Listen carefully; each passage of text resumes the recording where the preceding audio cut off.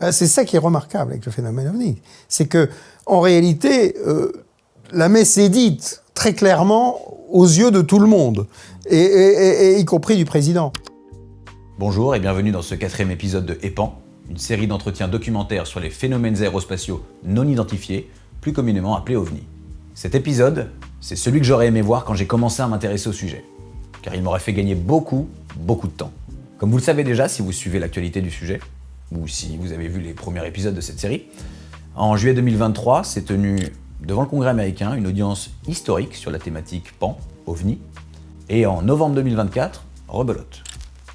Alors si beaucoup de choses ont été dites sous serment par 7 témoins différents, il en est une qui a retenu notre attention à tous. I was informed in the course of my official duties of a multi-decade UAP crash retrieval and reverse engineering program. Has the government conducted secret UAP crash retrieval programs, yes or no?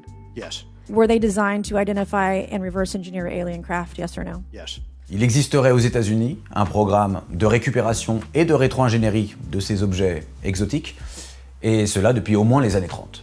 Par conséquent, si l'on veut appréhender pleinement ce qui se passe aujourd'hui, il faut se pencher sur l'histoire du phénomène. C'est pourquoi avec cet épisode, j'ai voulu remettre les choses à plat, dans l'ordre, et vous raconter de la façon la plus ludique possible une période complexe mais incontournable de cette histoire. Car soyons honnêtes, autrement c'est très difficile de s'y retrouver.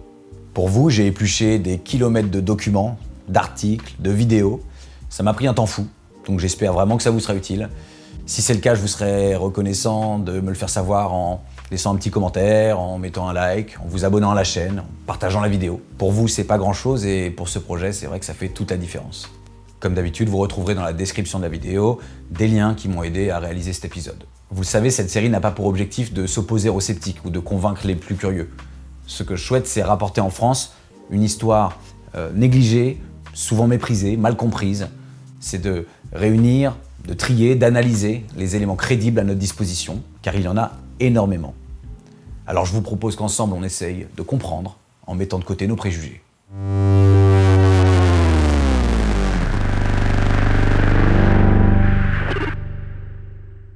Bonjour Alexandre Sheldon-Duplay. Bonjour Simon. Merci beaucoup d'avoir accepté mon invitation. Je vous en prie. Alors, pour ceux qui ne vous connaissent pas, je vais vous présenter rapidement. Vous êtes historien naval.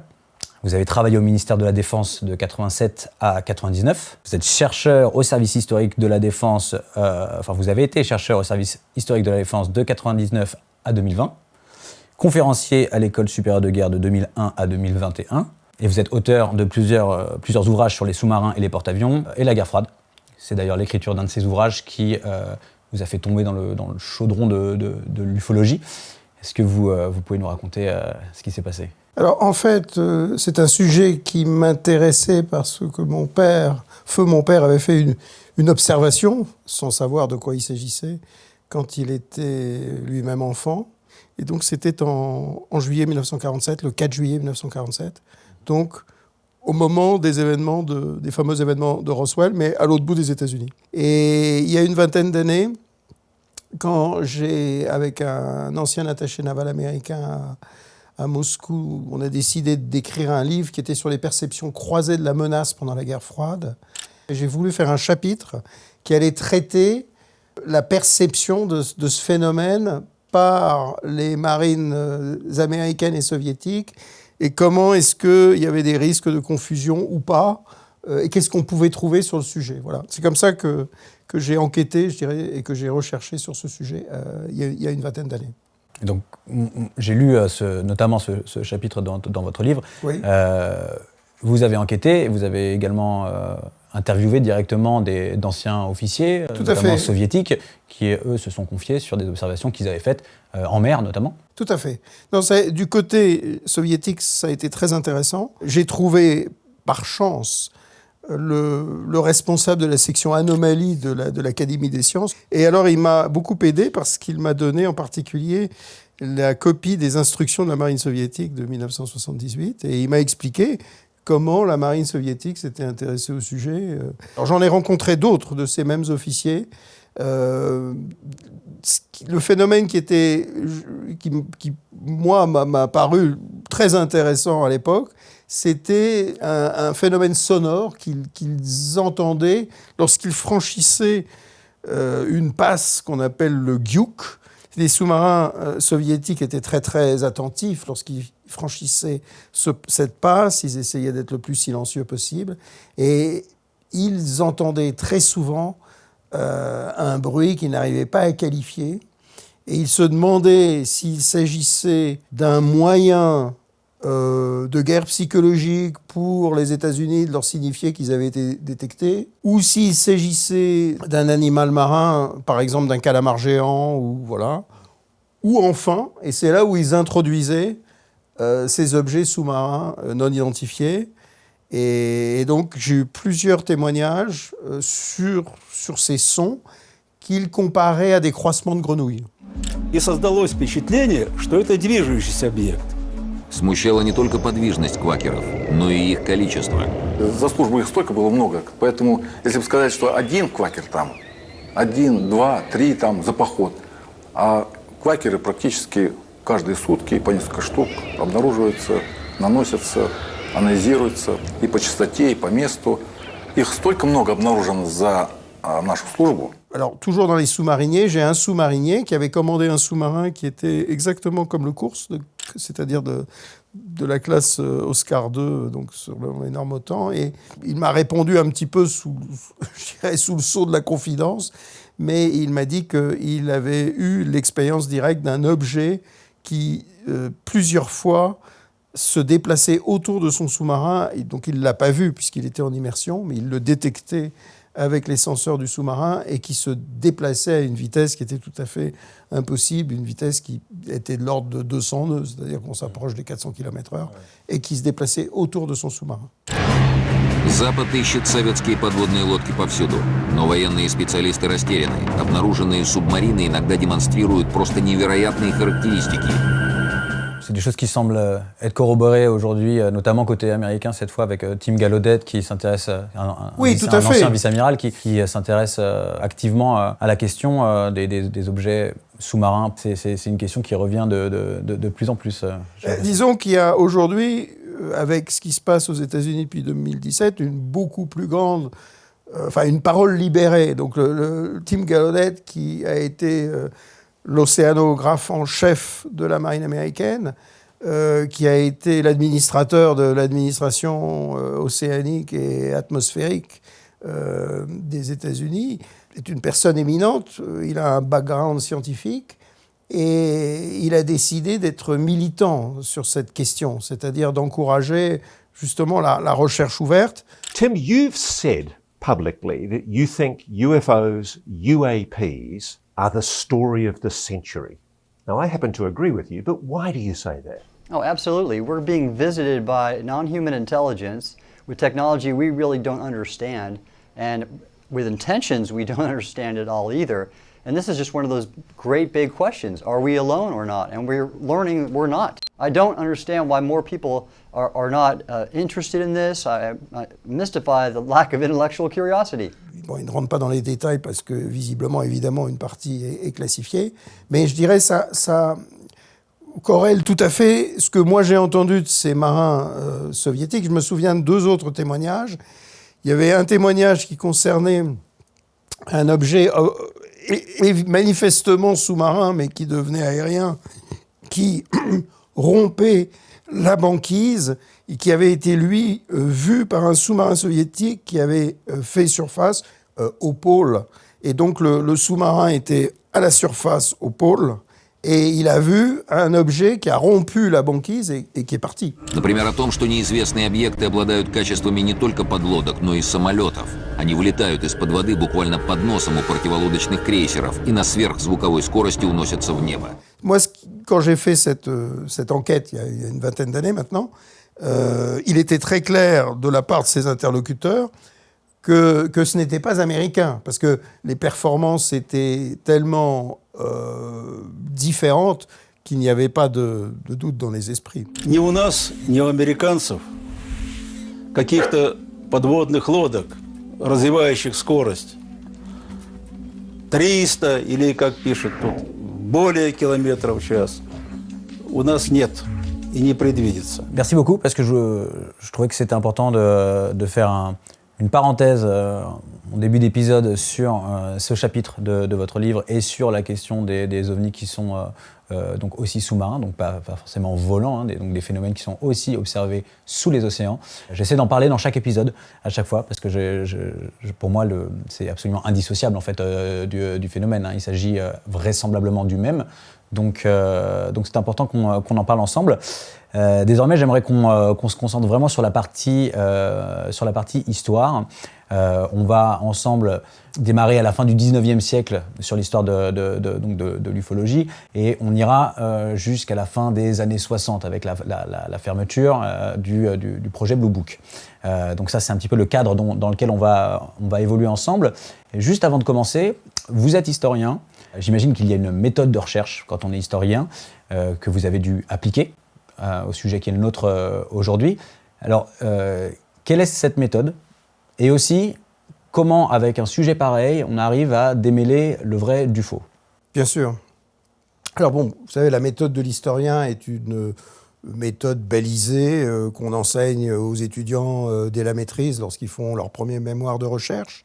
Et donc, vous avez d'une part ce que l'on appelle les sources primaires, qui correspondent à des documents contemporains à l'événement, que ce soit les archives, bien sûr. Les archives, c'est, je dirais, la racine du travail de l'historien. Donc, bien sûr, il faut qu'il y ait des archives. Il n'y en a pas toujours. Et parfois, il y a beaucoup d'archives. Il y a aussi les publications contemporaines de l'événement qui peuvent être considérées comme des sources primaires. Et puis, vous avez les sources secondaires qui sont, eux, les travaux d'explication, c'est-à-dire justement les autres travaux d'historiens sur une question, etc. Donc ça, voilà ce que vous allez tout de suite essayer de cerner, de baliser. Et puis, vous avez, pour des événements qui ne sont pas trop lointains dans le passé, justement la possibilité d'interroger des témoins ou de bénéficier de témoignages qui ont pu être enregistrés à partir du moment où il y a eu justement des enregistrements. Donc tout ça fait partie de la matière, du terreau. Alors ensuite, il faut absolument avoir l'esprit critique. Il faut toujours critiquer les sources. Alors quand les documents d'archives proviennent d'un dépôt d'archives, ils sont présumés authentiques. Si les archives ne proviennent pas d'un dépôt d'archives officiel, là, on peut tout de suite se poser la question de l'authenticité. Et donc, effectivement, moi, j'ai voulu enquêter directement sur les archives OVNI. Donc, je suis allé aux États-Unis voir les fameux cartons Blue Book.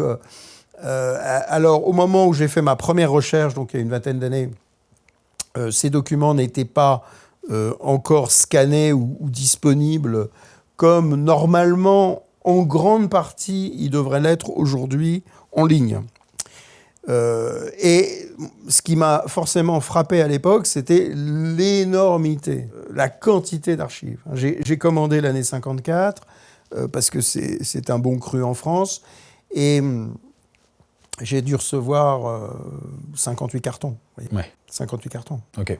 Donc j'ai aussi travaillé dans les archives suédoises sur l'affaire des fusées fantômes de 1946. On en parlera, ouais. Et c'était beaucoup plus ramassé, beaucoup plus précis.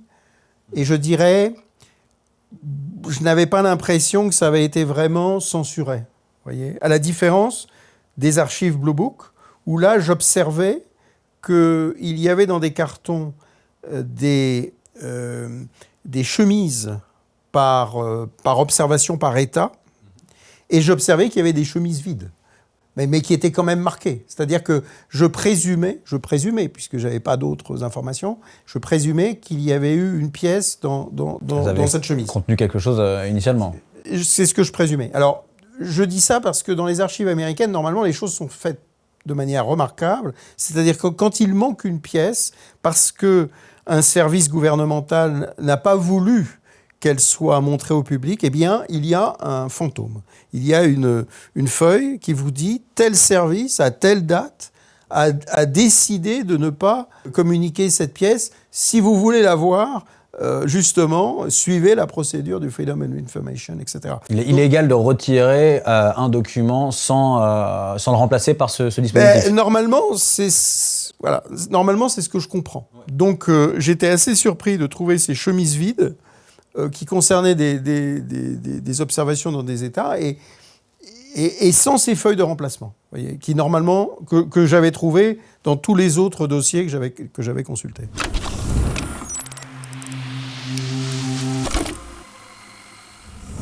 Je vous propose d'attaquer notre petite timeline chronologique. On fait souvent commencer l'ère moderne de l'ufologie, de la grande histoire des ovnis, au 24 juin 1947 avec l'observation de Kenneth Arnold. Mais en réalité, on peut remonter un petit peu plus tôt que ça, notamment à la fin du 19e siècle.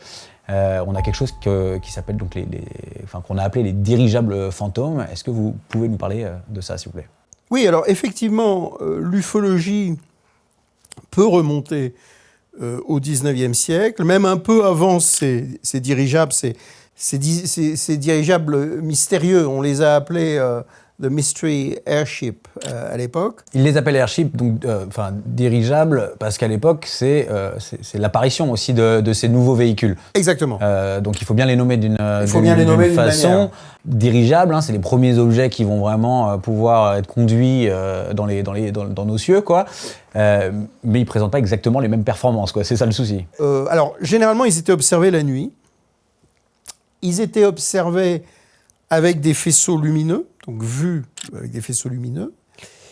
Mais ils étaient parfois aussi vus le jour et parfois leurs occupants étaient rencontrés. En tout cas, dans les rapports qui étaient publiés par la presse.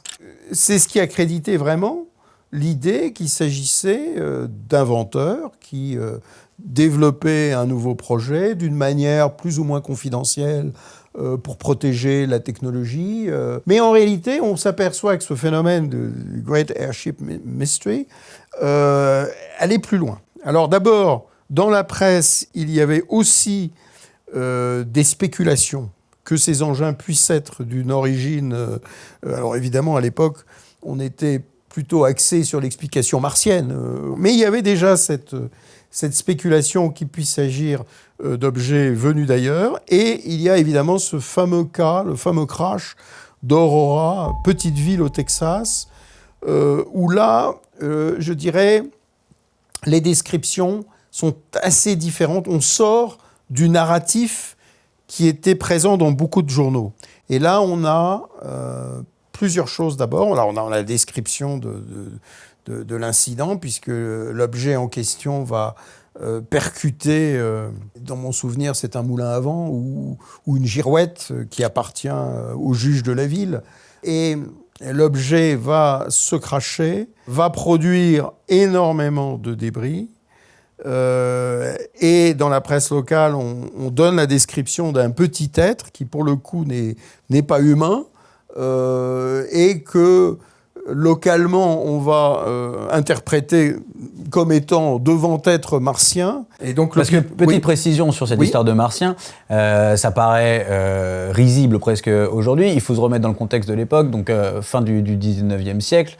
On a un astronome américain qui s'appelle Percival Lowell et qui diffuse un petit peu cette théorie d'une intelligence qui vivrait sur Mars après avoir observé des prétendus canaux d'irrigation sur Mars. En fait, il interprète avec sa lunette des stries qu'il voit sur Mars comme étant des canaux. Et il a monté toute une histoire de martiens. En fait, c'est de l'apparition du mythe des martiens. Vous avez tout à fait raison.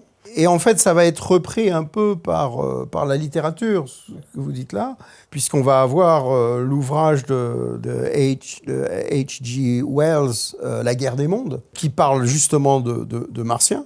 Et donc, il y a déjà cette notion dans l'esprit des gens à l'époque. Mais pour en revenir donc au crash d'Aurora, on aurait un petit être qui serait donc un martien récupéré après l'accident. Mais il y a aussi des débris qui sont récupérés. Voilà, alors c'est ça qui est intéressant parce que ceux qui sont allés enquêter sur place en 1973, etc., sont allés avec des détecteurs de métaux, ont retrouvé des débris à l'époque, et en particulier des débris en aluminium. Et l'aluminium était tout à fait rarissime en 1897. Donc il y avait un puits dans lequel un certain nombre de débris avaient été jetés. qui avait été ensuite lui-même muré, le puits, parce que les personnes qui avaient bu de l'eau ensuite avaient développé des pathologies. Donc on avait un soupçon que peut-être que c'était lié à ces débris. Bonnie saved some of the metal that she is convinced caused her husband's illness. Aerospace engineer John Schuessler recovered a sample back in 1973. He found the metal melted and resolidified around the limestone at the crash site. The metal proved to be a kind of aluminum, and it was impossible to make aluminum this pure in 1897. It would still be difficult today. Et il y a eu, je dirais, tout un effort pour décrédibiliser le sujet, en expliquant que probablement la ville cherchait à attirer l'attention, que la ville, à l'époque, avait finalement été écartée d'un trajet de chemin de fer, et donc que peut-être qu'elle avait inventé cette histoire pour qu'on parle d'elle, etc. etc. Voilà. Mais là, quand on entend cette histoire, on a une manière qui apparaît plutôt simple d'essayer de la prouver.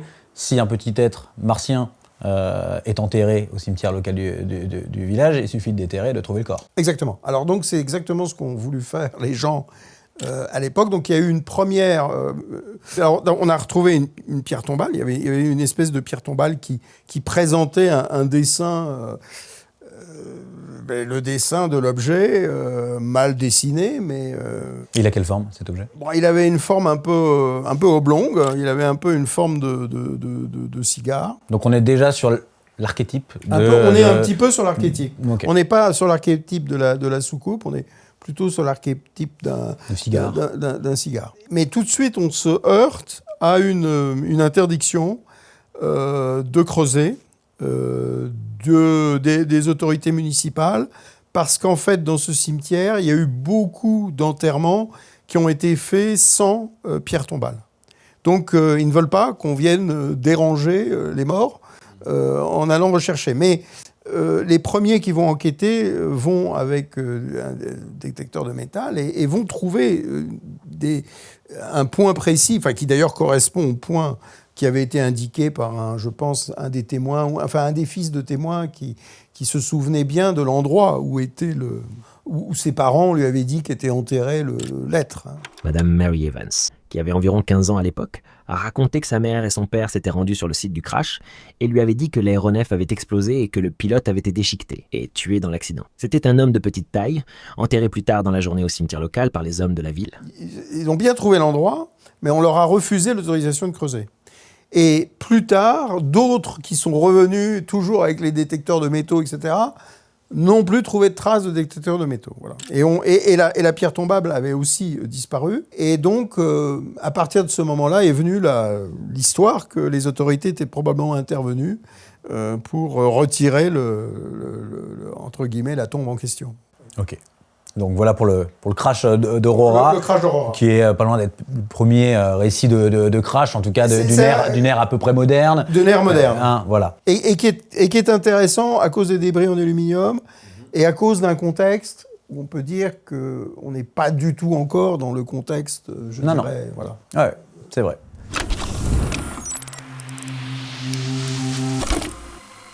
Donc on va maintenant passer au XXe siècle. On a parlé dans l'épisode précédent avec Alain Juillet du crash présumé de Magenta en 1933 en Italie. Donc ça c'est un événement qui est assez marquant, voilà, un premier tiers du XXe siècle. On a tout un tas d'observations encore avant ça. On a parlé de la théorie donc, des Martiens diffusée par Percival Lowell, mais il faut aussi contextualiser cette époque-là puisqu'on a l'invention de l'aviation, en tout cas l'apparition de l'aviation au début du siècle.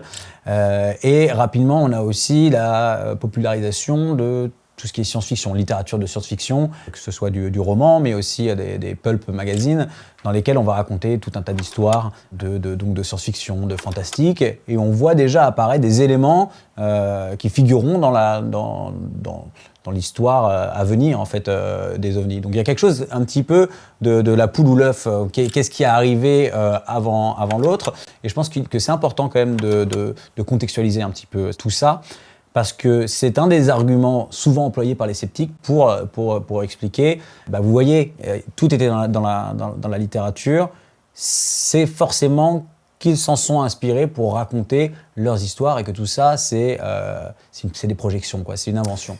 En fait, on s'aperçoit que les observations existent depuis le début du XXe siècle. On peut remonter aux travaux d'un ufologue qui peut être considéré comme le premier ufologue, qui s'appelait Charles Fort, qui était un Américain qui a passé, je dirais, l'essentiel de son existence dans la bibliothèque municipale de New York, à consulter des revues scientifiques spécialisées. Il était à la recherche d'événements anormaux. En fait, ce qui l'intéressait, c'était tout ce qui était anormal.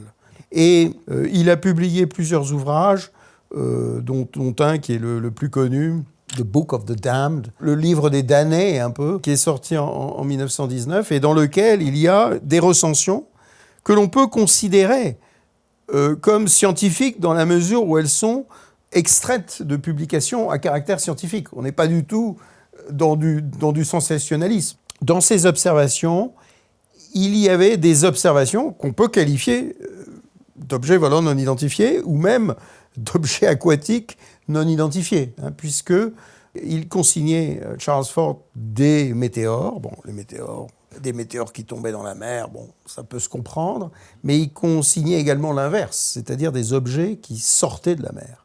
Des objets qui sortaient de la mer et qui avaient été observés par des bâtiments de la marine britannique. Et aussi des roues lumineuses qui avaient été observées principalement dans la zone de l'océan Indien et du golfe arabo-persique. Je me souviens du cas d'un bateau, c'était le Vulture, je crois, et un bateau, une description de roues lumineuses qui passent sous le bateau. Le commandant Pringle du AMS Vulture a rapporté qu'à la latitude 26e 26N et longitude 53e 11 dans le golfe Persique, le 15 mai 1879, il avait observé des vagues lumineuses ou des pulsations dans l'eau se déplaçant à grande vitesse. Il juge que les faisceaux mesuraient environ 8 mètres de large avec des intervalles d'environ 30 mètres. La vitesse était d'environ 135 km/h. Et plus tard, on a eu des observations tout à fait analogues. Donc c'est très intéressant d'avoir ces observations consignées dans un contexte qui n'est pas du tout celui, à l'époque, encore de l'ufologie. On a par exemple une observation faite par la marine américaine depuis un bateau qui s'appelait le Supply en 1904, et qui est vraiment une observation qu'on peut qualifier un peu d'ufologique. À 6h10, 3 grands objets sont apparus dans le ciel, se déplaçant vers le nord-ouest. Le plus grand était de forme ovoïde, ou en forme de poire, avec une pointe nette et un bord irrégulier vers l'arrière. Ils étaient en formation en échelon lors de la première observation, en dessous des nuages, se déplaçant rapidement et montant jusqu'à directement au-dessus du navire. Alors, le cas de Magenta en 1933, il est aujourd'hui validé, entre guillemets, par le témoignage, comme on le sait, de David Grush, sous serment au Congrès, le 26 juillet 2023. 1933 was the first recovery in Europe, in Magenta, Italy. They recovered a partially intact vehicle. Has the U.S. government become aware of actual evidence of extraterrestrial, otherwise unexplained forms of intelligence? And if so, when do you think this first occurred? I like to use the term non-human. I don't like to denote origin. Keeps the aperture open, both scientifically. Right. Certainly, like I've discussed publicly previously, 1930s. Auparavant, il était connu des ufologues qui avaient lu le travail d'un ufologue italien qui avait commencé à travailler sur le sujet en 1996, qui avait publié un livre. Donc l'information était parue dans un livre, mais c'était un peu une niche, et beaucoup de gens en doutaient. Bon, là encore, ça pose la question des archives, parce que les documents d'archives qu'il a reproduits provenaient d'une source privée, vous voyez ça. Mais ils étaient très intéressants, les analyses des papiers, des documents, etc. Correspondaient.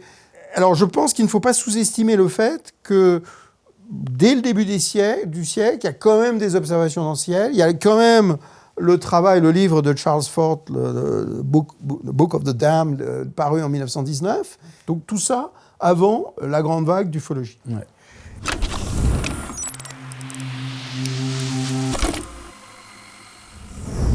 Alors, pour ce qui est de la Deuxième Guerre mondiale, je dirais que c'est des observations qui sont restreintes au milieu militaire, au départ. Vous parlez des Foo Fighters? Alors, je parle des Foo Fighters. There was a time, though, not long ago, when pilots who saw UFOs did talk to anyone who would listen.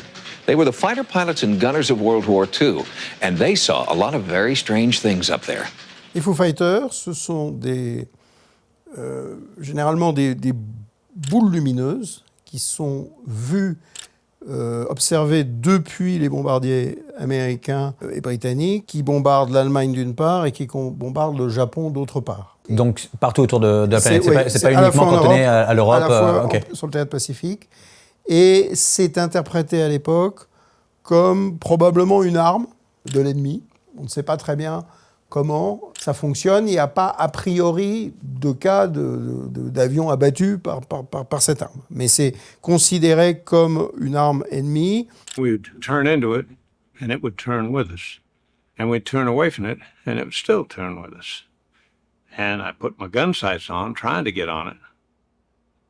But I never could. We flew the British Mosquito, which was capable of 450 knots. And we opened it up a number of times and tried to close with it, and we never came anywhere close to it. Et il va y avoir aussi des observations de soucoupes dont on n'aura pas vraiment connaissance, mais qui vont être rapportées par certains pilotes, et il va y avoir quelques films qui sont pris par les caméras Canon de ces soucoupes. I remember I can see something hard to say, 15, maybe 20, 25 feet diameter, like a disc went under us and disappeared. And another thing I see, I look all my instruments, they were all getting crazy. Et les Foo Fighters qui sont observés, donc, ils sont rapportés par les militaires américains en vol, oui. Mais est-ce qu'ils sont également rapportés par les militaires allemands? Oui, tout à fait. D'accord. Et alors en fait, c'est là où les Alliés se rendent compte que, justement, il y a autre chose. Ok. Et donc vous parliez de la bataille de Los Angeles, le raid de Los Angeles. Voilà. C'est des Foo Fighters aussi qui sont observés? Alors, qu'est-ce qui s'est passé? La bataille de Los Angeles, c'est soudain, au-dessus de Los Angeles, en pleine nuit. En 1942. Vous avez alerte aérienne, c'est-à-dire on pense qu'il y a des avions. Alors on ne les entend pas, mais on les voit. Mais ce qu'on voit en fait, ce sont des disques lumineux. On voit des disques lumineux dans le ciel de Los Angeles. On est persuadé que c'est l'ennemi. Et donc, la DCA, la défense contre avions, à la fois de la marine et à la fois de l'armée, vont tirer pendant 4 heures. The anti-aircraft guns began barking during a blackout ordered by the 4th Interceptor Command at 2:25 a.m. The unidentified object, which some sources thought might be a blimp, moved slowly down the Pacific coast from Santa Monica and disappeared south of Long Beach. Et donc, il va y avoir quelques victimes au sol qui sont évidemment qui ont été tuées par les projectiles qui retombent. Donc des victimes américaines, non? Oui, des victimes américaines. Il va y avoir des photos publiées, en particulier dans la une des principaux journaux. On va avoir une photo assez extraordinaire qui montre un disque lumineux dans le ciel vers lequel convergent les lumières des projecteurs de la défense antiaérienne. Et on a la description du journaliste qui dit, écoutez, on a l'impression que les projectiles explosent contre cet avion sans obtenir de résultat. Voilà.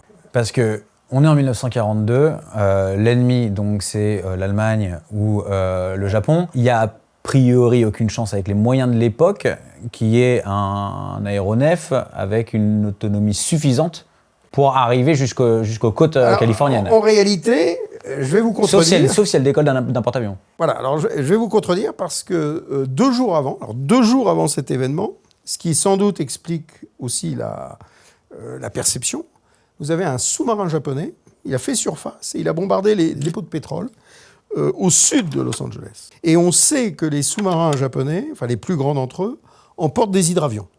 Donc on aurait pu imaginer qu'il s'agisse d'un hydravion qui vienne d'un des très grands sous-marins japonais, ou l'explication qui est explorée à l'époque, enfin, ce serait celle d'avions qui auraient pu être mis en œuvre par des Allemands qui auraient pu se trouver au Mexique. Alors le Mexique, traditionnellement, n'est pas très pro-américain.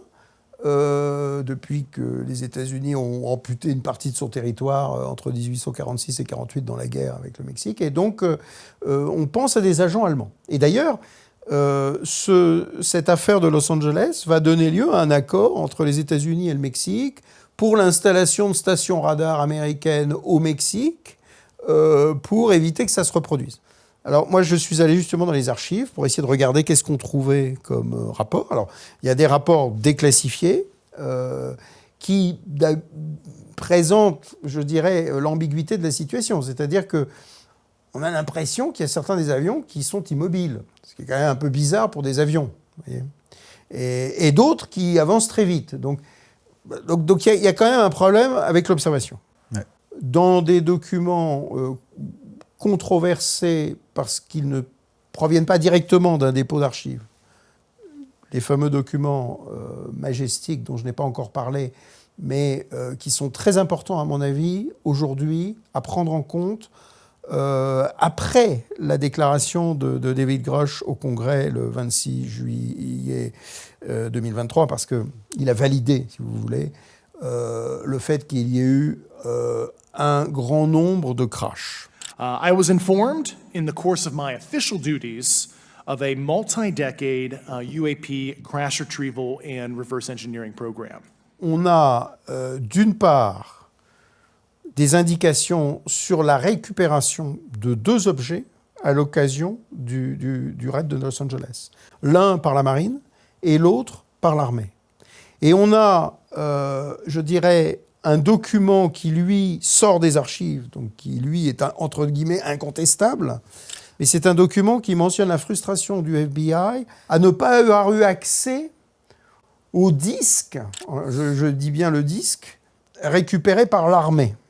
Donc ce document-là, il est officiel. Lui, et celui-là, il sort d'un dépôt d'archives. Le souci des documents Majestic, aussi spectaculaire soit-il, c'est qu'il n'émane pas d'un dépôt d'archives. Que voilà. C'est des documents qui ont été, dans les années 80, communiqués par une source, des sources anonymes. Oui, il y a 7 sources. Ouais. Ça représente à peu près 3500 pages, ces documents. Et vous avez 7 sources différentes de ces documents. Il y a eu tout un travail sur Majestic 12 par 2 ufologues, l'un qui vient juste de mourir, qui s'appelle Robert Wood et qui était un ingénieur aéronautique, toute sa carrière chez McDonnell Douglas. Il a étudié officiellement pour McDonnell Douglas les ovnis. Donc c'est quelqu'un qui a tout un background que je vois comme très sérieux par son implication professionnelle. Et puis son fils. Et ils ont consacré, je dirais, une vingtaine, une trentaine d'années, non plus, à essayer de comprendre ces documents et en particulier de les examiner un par un. C'est-à-dire qu'ils doivent être examinés un par un. Ouais, ils sont présents sur Internet et il y a même un genre de jauge de fiabilité, d'authenticité des différents documents qui obéit donc à des règles très précises qui sont celles de l'authentification de documents, quoi. En fait, c'est important de parler de ces documents parce que c'est une mine d'or d'informations s'ils sont vrais. Mais il est possible qu'une partie seulement soit vraie, qu'ils soient tous faux. Il y en a certains qui apparemment ont vraiment battu tous les tests et donc sont vrais. La question, c'est de savoir quelle est l'intention derrière. Est-ce qu'il s'agit de quelqu'un qui, au moment de mourir, donc ça a été... Il y a une des sources qui a été identifiée, qu'on présume avoir identifiée, et qui effectivement est morte peu de temps après les premiers envois. Donc voilà, cette source-là, on peut imaginer qu'il a voulu communiquer avant de mourir.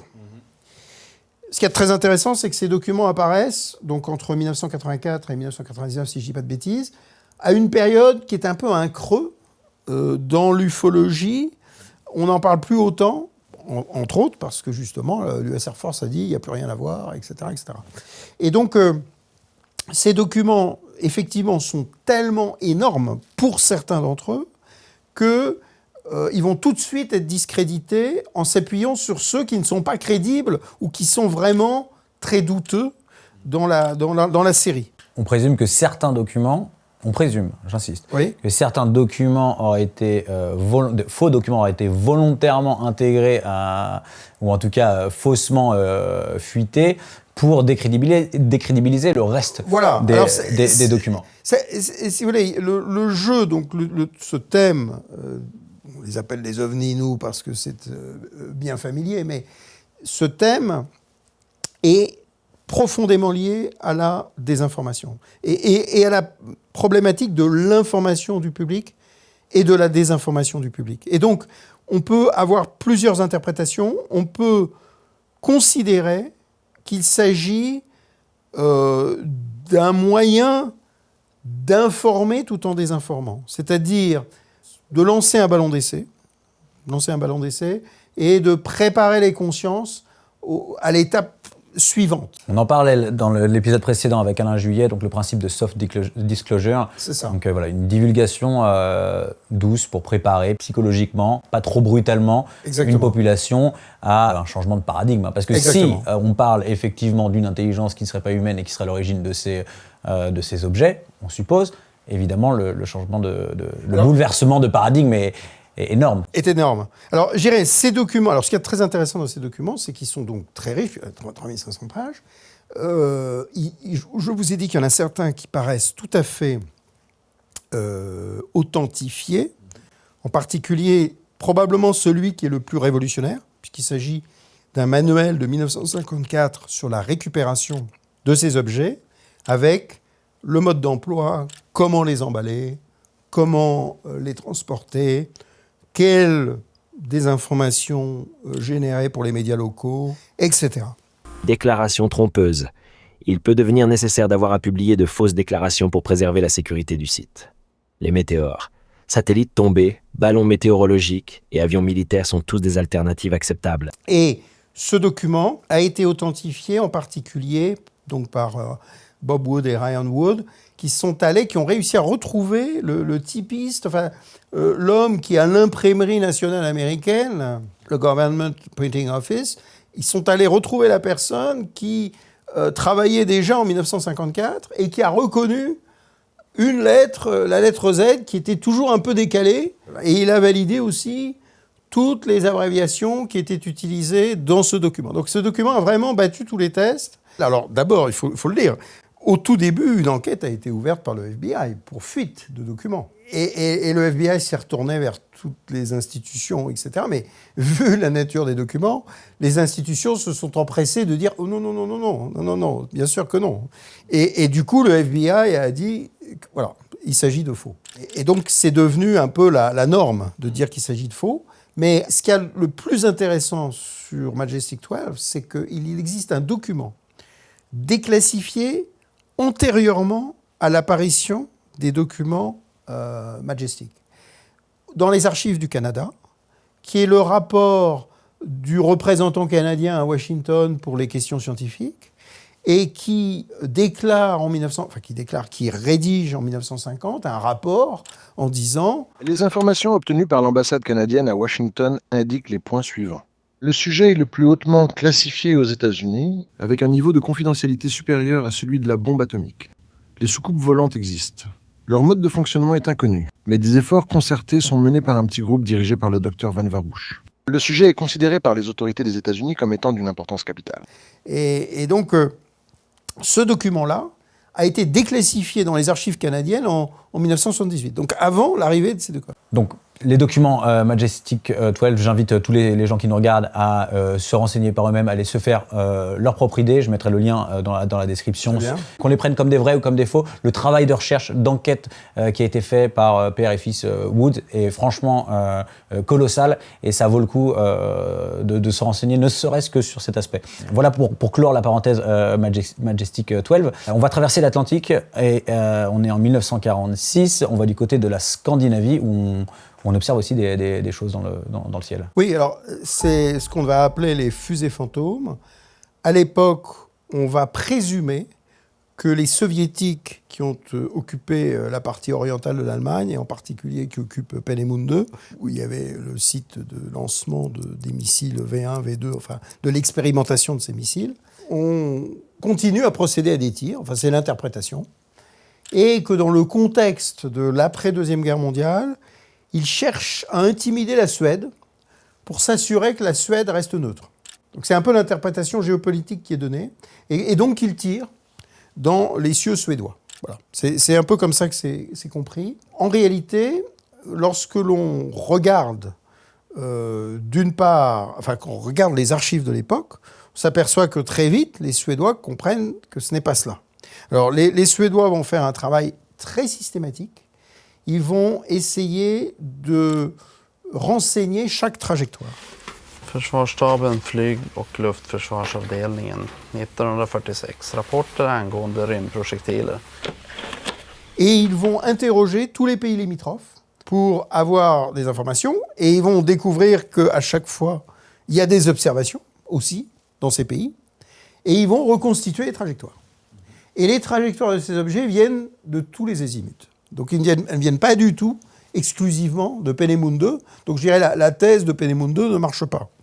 D'autre part, il n'y a qu'un seul cas où un objet tombe, ou en tout cas il y a un matériau qui est récupéré de ces objets de 1946.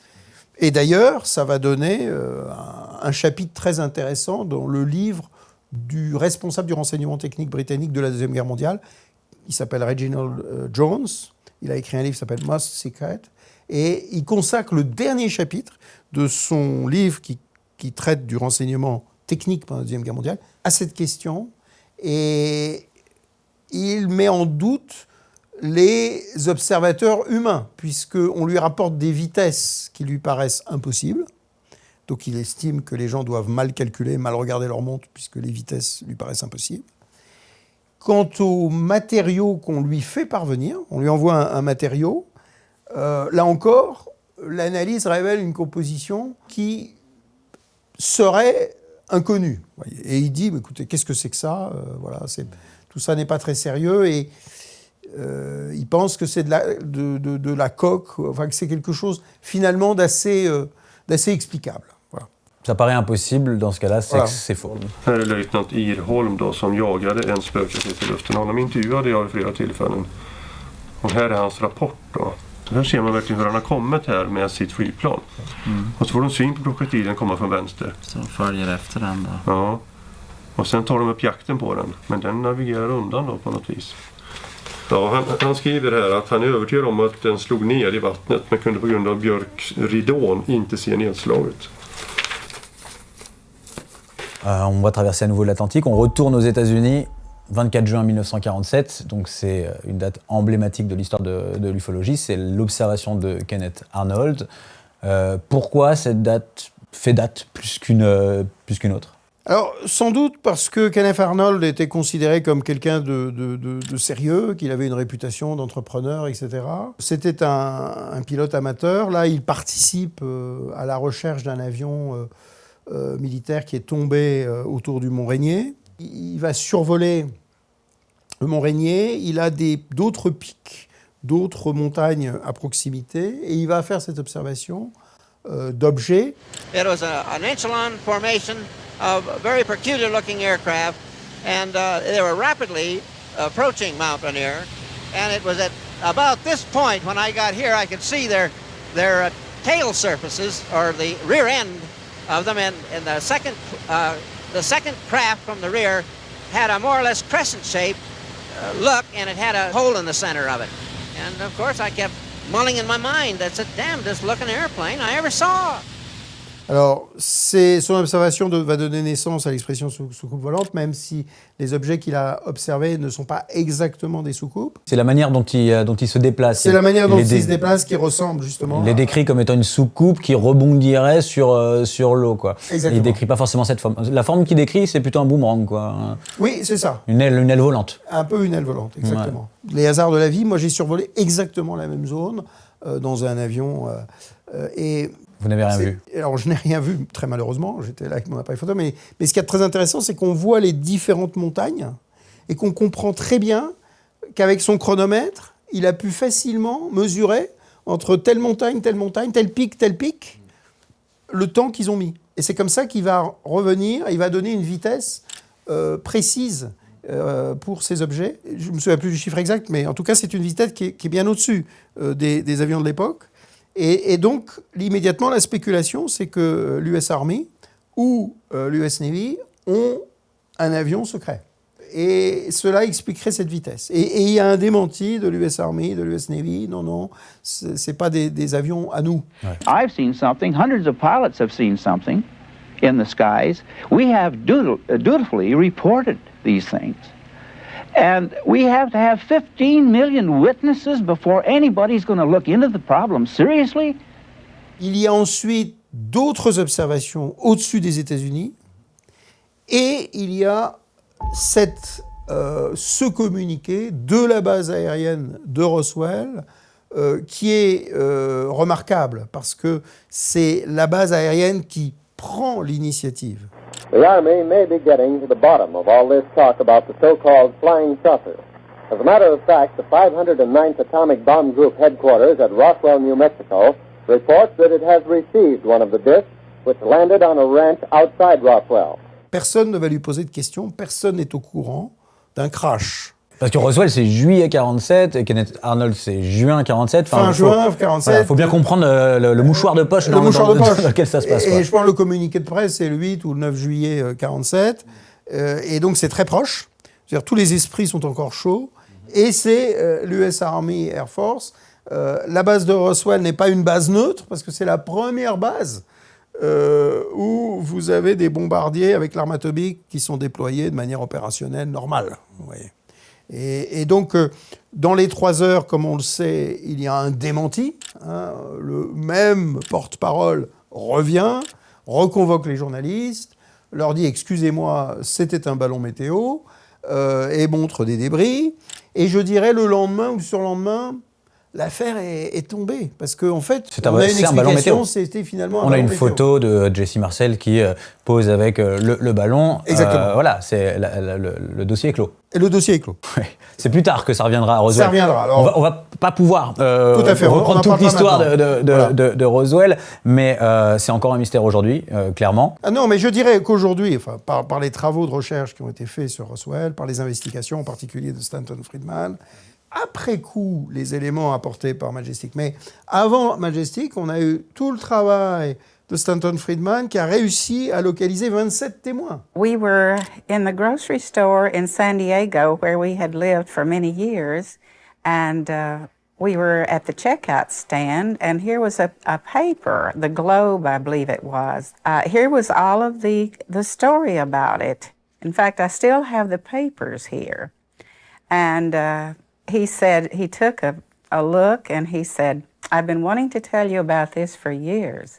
I guess if they're putting in the papers now, it's no longer a top secret. And he said, he bought the papers and we went to the car and he said, read those. And I read the article and he said, it's a true story. He said, not only did I know about it, but I'm the pilot that took the crashed saucer to Dayton, Ohio. Et on s'aperçoit qu'il y a eu en fait 2 événements. Il y a le crash, l'explosion au-dessus du ranch de la famille Brazel avec plein de débris. Et puis un objet presque intact qui, lui, s'est posé à peu près 200 km dans les plaines de Saint-Augustine et pour lesquels on a quelques témoignages qui, tout de suite, ont été discrédités, etc. Mais l'ensemble est assez cohérent et en particulier, on a des témoignages très forts là-dessus. On a un témoin pour Saint-Augustine, on a le croque-mort de Roswell. On a Jesse Marcel aussi. Hein. Major Jesse Marcel, in charge of the operation, now tells a far different story. They wanted some comments from me, but I wasn't at liberty to do that. So all I could do is keep my mouth shut. And General Ramey is the one who discussed or told the newspapers, I mean the newsmen, what it was and to forget about it. It was nothing more than a weather observation balloon, of course, which we both knew differently.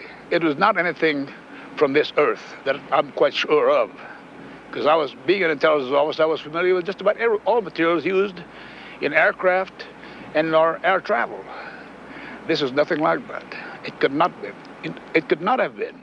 Roswell, c'est un cas officiellement qui n'est pas réglé. Alors officiellement aujourd'hui, on a plusieurs entre guillemets, reconnaissance implicite des crashs, en particulier dans les documents, les personnes qui ont été interrogées par le Congrès, ça c'est une chose, et en marge, vous avez des officiels qui normalement parlent sous contrôle, c'est-à-dire comme par exemple Lou Elizondo, donc il n'est pas un donneur d'alerte vraiment, il parle sous contrôle et qui reconnaissent formellement le crash. What was at Roswell? There was a crash. It was a vehicle that had broken into two pieces, and it was recovered by the United States government, taken to a secure military installation, and then from there it went out to certain locations. Donc on voit bien que aujourd'hui ça glisse et qu'aujourd'hui Roswell est admis. Has the government conducted secret UAP crash retrieval programs? Yes or no? Yes. Were they designed to identify and reverse engineer alien craft? Yes or no? Yes. Ouais, mais donc en disant ça, il faut rappeler que dans ce cas-là, on admet qu'une soucoupe volante, au moins une soucoupe volante, s'est crashée sur Terre et que des entités non humaines étaient présentes dans cette soucoupe. Tout à fait. Mais je dirais, aux États-Unis, je dirais, on a déjà franchi ce cap. D'accord. On a déjà franchi ce cap. Je dirais, on a franchi ce cap. Et en même temps, vous allez avoir des gens qui vont vous dire, comme le responsable de l'ARO, Sean Kirkpatrick, non, il n'y a rien qui nous permet de penser que. You can say categorically you've seen no convincing, confirmable evidence of intact spacecraft kept by the U.S. government. No, I have seen nothing that leads me to that conclusion. Is it possible there is some secret program that you're just not aware of? I don't think so. I have access to anything and everything I need. Donc on a à la fois des personnes officiellement mandatées qui parlent sous la contrainte de ne pas révéler des secrets. Je pense à Lou Elizondo, je pense à Chris Mellon, ancien vice-ministre de la Défense, qui parlent ouvertement des crashs, et même David Grush. Parce que David Grush, comme on le sait, il parle avec une sorte de contrat. Il a le droit de dire certaines choses. Il ne dit que ce qu'il est autorisé à dire. Et donc il est autorisé à dire. Mr. Grush, finally, do you believe that our government is in possession of UAPs? Absolutely, based on interviewing over 40 witnesses over 4 years. And where?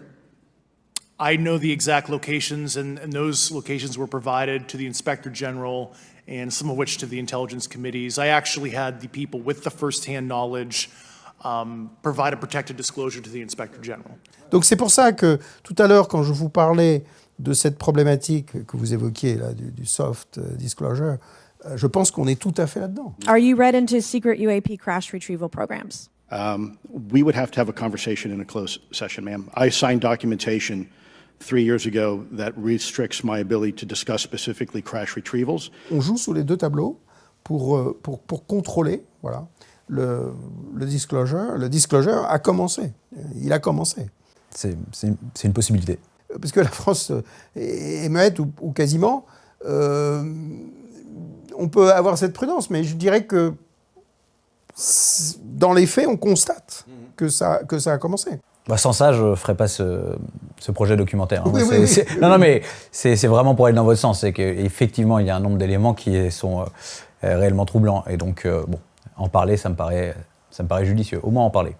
On revient à 1947, et pour aller dans le sens de ce que vous disiez, hein, de la validation, la confirmation, en septembre 1947, hein, donc 2 mois à peine après Roswell, on a le général Twining qui signe un mémo, un papier, dans lequel il lui aussi reconnaît l'existence, la réalité du phénomène et de l'existence des soucoupes volantes. C'est écrit noir sur blanc. C'est écrit noir sur blanc. Alors, c'est très intéressant. Le document Twining est très important parce que c'est vraiment le document qui va totalement contre tous ceux qui vont plus tard parler des swamp gas, des gaz, qui vont parler des illusions d'optique, qui vont parler des vols d'oiseaux, qui vont parler de toutes les explications qui vont être données pour dire qu'il n'y a rien à voir, circuler.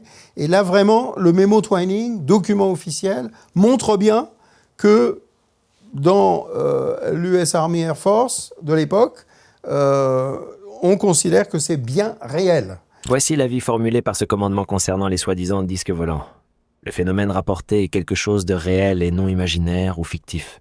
Il existe des objets pouvant probablement approcher la forme d'un disque et de dimensions suffisamment importantes pour sembler aussi grands que des appareils volants fabriqués par l'homme.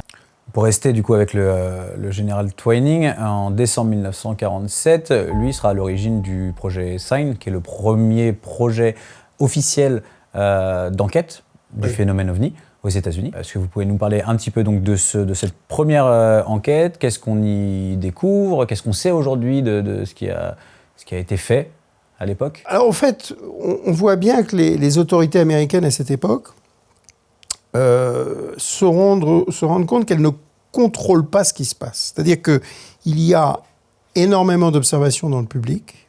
Il y a donc une demande du public d'une explication. De quoi s'agit-il? Et en même temps, il y a un besoin de l'US Army Air Force, qui deviendra ensuite l'Air Force, et de la Marine, de récupérer de l'information auprès du public. Donc, il faut lancer un programme qui montre que d'abord on répond, donc ne vous inquiétez pas, on gère l'affaire. D'autre part, s'il vous plaît, vous avez des observations, envoyez-les nous, avec, en contrepartie, l'assurance que les autorités vont vous dire de quoi il s'agit, et voilà. Et les 3 projets, que ce soit SIGN, Grudge, Blue Book, vont être en fait des programmes de désinformation. Parce que si on regarde les conclusions de SIGN et les conclusions de Grudge, elles vont en contradiction avec le mémo Twining. Vous voyez, on va essayer de dire, bon non, finalement, beaucoup de choses s'expliquent, ce qui est vrai pour une grande partie. Parce que les gens, évidemment, dans le nouveau contexte, vont rapporter très souvent des observations qui ne correspondent pas réellement à des objets. Mais il y a certaines observations qui sont totalement spectaculaires et donc qui ne peuvent pas s'interpréter comme les autorités voudraient qu'on les interprète.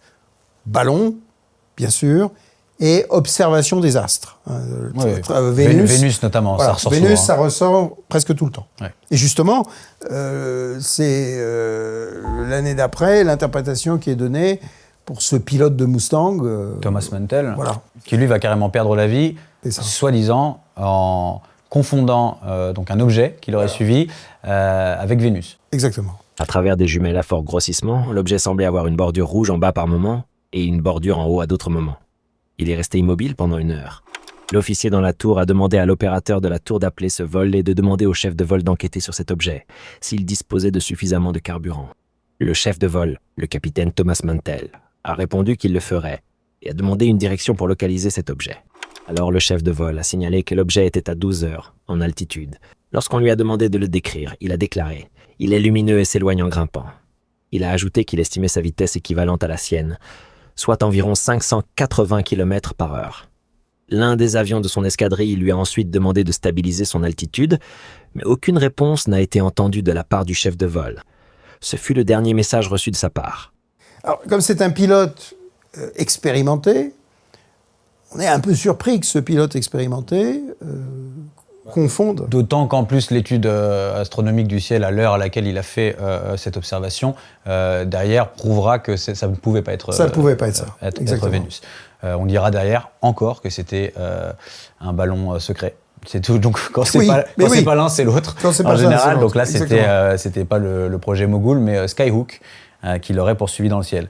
Je dis ça en riant, mais c'est possible. Je dis pas que c'est pas ça, mais c'est amusant de voir à quel point ces 2 explications, notamment, sont ressorties, mais des tonnes de fois sur les observations. Tout à fait. Voilà. Donc le cas de Mantell qui est présenté peut-être comme le premier cas fatal, entre guillemets, de l'ufologie. La même année, il y en a une autre qui n'est pas fatale pour le coup, mais avec un pilote qui s'appelle Gorman, j'ai oublié son prénom, et lui poursuit un objet pendant une trentaine de minutes, qui manque de lui rentrer dedans à plusieurs reprises, et plus tard, Ruppelt qualifiera cette observation comme une des plus convaincantes, enfin une des observations qui l'a convaincu de la réalité du phénomène. You've got an experienced, seasoned World War II fighter pilot who's dealing with a light phenomenon that is clearly outperforming his aircraft. You've got a lot of witnesses seeing this. One in the air, another pilot, and a number of people on the ground, including air traffic controllers. And it's a somewhat mystifying event. The Air Force ended up explaining it as a combination of looking at planet Jupiter and a weather balloon, which in retrospect does not make any sense. On est à la fin des années 40, donc c'est la fin aussi du projet Sign, qui dure pas très longtemps, qui est remplacé par le projet Grudge. Finalement, vous l'avez dit, Sign, Grudge, Blue Book plus tard, c'est la même chose, c'est la même grande enquête, sous des noms différents, et dirigée aussi par des individus différents, avec parfois des approches différentes. Exact. C'est-à-dire qu'on peut considérer que Sign et Grudge ont cherché à enterrer la question, et après arrive Ruppelt, qui va donner une impression d'objectivité, en particulier à travers le livre qu'il publie, qui apparaît presque comme une protestation un peu voilée de l'attitude des autorités. Mais encore une fois, il ne faut pas oublier que le livre est autorisé. Il n'aurait pas pu publier ce livre s'il n'avait pas été autorisé. Vous aviez le scientifique en charge, l'astronome Hynek, qui... Alors, ce qui est intéressant avec Hynek, c'est que c'était quelqu'un qui était véritablement dans le camp des discréditeurs, des debunkers, qui étaient toujours à expliquer, mais non, c'est fameux, c'est des gaz, c'est des vols d'oiseaux, etc. Et c'est quelqu'un qui va recruter, d'ailleurs comme adjoint, c'est très intéressant, un ufologue français tout à fait légendaire qui est Jacques Vallée, qui est à cette époque un jeune français qui a sa thèse de doctorat, qui s'est intéressé justement au sujet en France, qui est déçu parce qu'il estime que la France ne fait pas assez dans le domaine, qui va aux États-Unis, qui candidement se présente et qui est soudain recruté pour être le numéro 2 d'Hynek et qui est soudain précipité dans le sujet au sommet aux États-Unis. Mais Hynek va plus tard expliquer que d'abord, il a lui-même changé de position. Hynek, évidemment, n'est pas dans le secret. Et d'ailleurs, Hynek va le dire à Jacques Vallée, Hynek a conscience qu'en réalité, il ne représente qu'une façade, que le vrai travail, il est fait ailleurs. Et d'ailleurs, si vous allez dans les instructions, normalement, Blue Book doit recevoir tous les rapports, y compris des forces armées, et dans l'année 54, j'ai oublié de le dire, ou 55, je ne me souviens plus, l'US Air Force et l'US Navy vont recevoir l'instruction d'envoyer leur rapport en fait à une autre adresse, que c'est plus Blue Book qui doit recueillir les rapports militaires. Voyez. D'accord. Donc on comprend bien, et eux comprennent bien, qu'il y a un double, et un double caché. Donc on voit bien que c'est je dirais que c'est un masque. On se rend compte aujourd'hui, avec des témoignages postérieurs, que en fait, le personnel d'enquête, militaire en tout cas, était certainement informé des crashs. Ce qui est intéressant, c'est qu'on a, dès cette époque, des fuites, et en particulier, on a une fuite en 1948 sur le crash supposé d'Aztec. Mais celui-là va être révélé par un journaliste assez réputé, qui s'appelle Frank Scully. Et ensuite, il va être décrédibilisé, donc il va disparaître. Mais à l'époque, en 1948, quand on parle de crash, les gens ne vont pas du tout penser à Roswell, parce que Roswell, ça a été effacé dans les têtes. Par contre, ils vont penser à ce crash qui est rapporté par Frank Scully.